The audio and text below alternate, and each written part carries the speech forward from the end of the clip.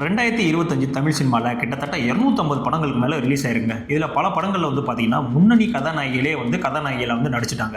ஆனால் சில படங்களில் மட்டும்தான் புதுமுகங்கள் வந்து அறிமுகமானாங்க. அப்படி இந்த வருஷம் ரிலீஸ் ஆன படங்களில் புதுமுகங்களாக வந்து அறிமுகமாகி சில பேர் மட்டும்தான் ரசிகர்களுடைய மனசை வந்து ரொம்பவுமே வந்து கவர்ந்துருக்காங்க. ஸோ அந்த நடிகைகளுடைய லிஸ்ட்டை தான் இந்த வீடியோவில் வந்து நம்ம பார்க்க போகிறோம். அதில் முதலாவதாக யார் இருக்காங்கன்னு பார்த்தீங்கன்னா நம்ம கயாடு லோகர் வந்து பார்த்தீங்கன்னா பிரதீப் ரங்கநாதன் நடிப்பில் வெளிவந்த டிராகன் படத்தின் மூலமாக வந்து அறிமுகமானாங்க.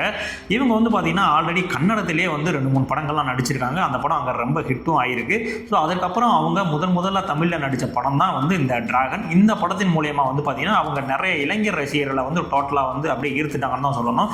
அது மட்டும் கிடையாதுங்க, அடுத்த வருஷத்துக்கு கிட்டத்தட்ட 7 படங்களில் வந்து கமிட் ஆயிருக்காங்க தொடர்ந்து தமிழில் மட்டுமேவும். ஸோ அந்த அளவுக்கு வந்து இவங்களுடைய நடிப்புக்கும் சரி இவங்களுடைய கிளாமருக்கும் சரி ஒரு மிகப்பெரிய வரவேற்பு வந்து இளைஞர் மத்தியிலே வந்து அதிகப்படியாக வந்து காத்திருக்குங்க. அடுத்த ரெண்டாவதாக வந்து பார்த்தீங்கன்னா ருக்மணி வசந்த். இவங்க வந்து தமிழில் இப்போ நம்பிக்கைக்குரிய நட்சத்திரமாக வந்து வளர்ந்து வந்துட்டு இருக்காங்க. ஆக்சுவலாக இவங்க வந்து கன்னடத்திலே வந்து நிறைய ஹிட் படங்கள்லாம் வந்து நடிச்சிருக்காங்க. இப்போ ரீசெண்டாக கூட வந்து பார்த்தீங்கன்னா காந்தாரா படத்தில் வந்து இவங்க தான் வந்து நெகட்டிவ் ரோல் கதாநாயகி வந்து இவங்க தான் பண்ணியிருந்தாங்க. ஸோ அதுவே வந்து சூப்பர் டூப்பர் ஹிட். அதுக்கப்புறம் வந்து பார்த்தீங்கன்னா தமிழில் ஏஸ் படமாக இருந்துச்சும், அதுக்கப்புறம் வந்து பார்த்தீங்கன்னா மதராசி படம், இந்த 2 படங்கள்லையுமே நடிச்சு மக்களுடைய மனசை வந்து ரொம்ப கவர்ந்துட்டாங்க.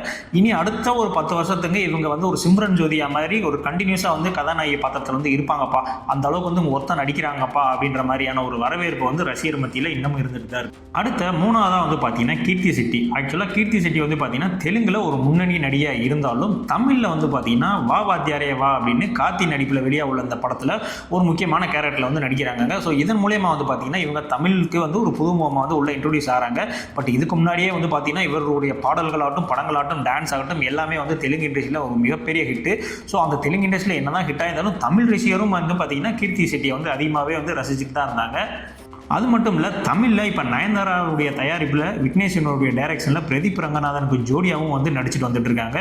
ஸோ கீர்த்தி செட்டிக்கு வந்து பார்த்தீங்கன்னா தமிழில் ஒரு புதிய என்ட்ரியாகவே இருந்தாலும் இவங்களும் கண்டிப்பாக வந்து ஒரு தமிழ் கதாநாயகியாக ஒரு வளம் வருவாங்க அப்படின்னு எல்லாருனாலையும் நம்பப்பட்டு இருக்கு. அடுத்த நாலாவதாக வந்து பார்த்தீங்கன்னா ஸ்ரீலீலா வந்து பார்த்தீங்கன்னா தெலுங்கில் ஒரு முன்னணி கதாநாயகியாக வந்து நடிச்சிட்டு இருக்காங்க. அது மட்டும் இல்லை, நிறைய ஐட்டம் சாங் இந்த மாதிரி டான்ஸ் ஒரு பாடலுக்கு மட்டும் டான்ஸ் ஆடுறதுக்கு வருவாங்க. பட் இவங்களுடைய ஆக்டிங் வந்து அந்த அளவுக்கு இல்லாமல் இருந்தாலும் இவங்களுடைய டான்ஸ் அந்த மூமெண்ட்ஸுக்கு வந்து மிகப்பெரிய ஒரு ரசிகர் பட்டாளமே இருக்குது.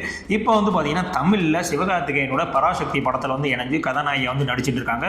ஸோ இந்த படத்தில் அவங்களுடைய கதாபாத்திரமும் ரொம்ப நல்லா வந்திருக்கு. கண்டிப்பாக இவங்களும் தமிழ் சினிமாவில் ஒரு வளம் வருவாங்க அப்படின்னு இன்றளவும் வந்து சொல்லப்பட்டுட்டு வருது. அது மட்டும் இல்லை, இதே இந்த பராசக்தி படத்துலையும் கூட இவங்களுக்குன்னு சொல்லி இவங்களுடைய டாப் நாச்சான அந்த டான்ஸுக்கு ஒரு பர்டிகுலர் சீன் வந்து வச்சிருக்காங்க அப்படின்ற மாதிரி சொல்லப்படுது. ஸோ அதை வந்து நம்ம படம் ரிலீஸ் ஆன பிறகு நம்ம கண்டிப்பாக வந்து பார்க்கலாம். அடுத்த அஞ்சாவதாக வந்து பார்த்தீங்கன்னா மிதிலா பால்கருங்க. இவங்க வந்து பார்த்தீங்கன்னா ஆல்ரெடி ஹிந்தி மற்றும் மராத்தி படங்களில் நிறையாவே வந்து நடிச்சிருக்காங்க. கொஞ்சம் ரொம்பவும் ஒரு பிரபலமான நடிகையும் கூட. ஆனால் இவங்க வந்து தமிழில் வந்து பார்த்தீங்கன்னா ஓகே எந்தன் பேபி அந்த படம் மூலமாக தான் தமிழ் சினிமாவுக்கு வந்து இன்ட்ரடியூஸ் ஆகிறாங்க. இந்த படம் வந்து விஷ்ணு விஷால் தான் வந்து இந்த படத்தை வந்து தயாரிச்சிருந்தாரு. அவருடைய தம்பி வந்து இந்த படத்தை வந்து நாயகனாக வந்து நடிச்சிருந்தாரு. இந்த படம் வந்து எதிர்பார்த்த அளவுக்கு வெற்றி அடையலை. பட் இருந்தாலும் இந்த படத்தில் நடிச்சிருந்தா மிதிலா பால்கரனுடைய ஆக்டிங் வந்து பார்த்தீங்கன்னா ஓரளவுக்கு ஒர்த்தபுளாக தான் இருந்துச்சு. ஒரு நல்ல ஒரு ஹீரோயின் மெட்டீரியல்ப்பா அப்படின்ற மாதிரி இந்த படம் பார்த்த எல்லாருமே வந்து இந்த படத்தை வந்து பாராட்டிட்டு இருந்தாங்க. அவங்களையுமே வந்து வாழ்த்திட்டு தான் இருந்தாங்க. அடுத்த ஃபைனலாக வந்து பார்த்தீங்கன்னா அஞ்சலி சிவராமன். இவங்க வந்து பார்த்தீங்கன்னா பேட் கேர்ள் படம் மூலமாக வந்து தமிழ் சினிமாவில் வந்து அறிமுகமாயிருக்காங்க.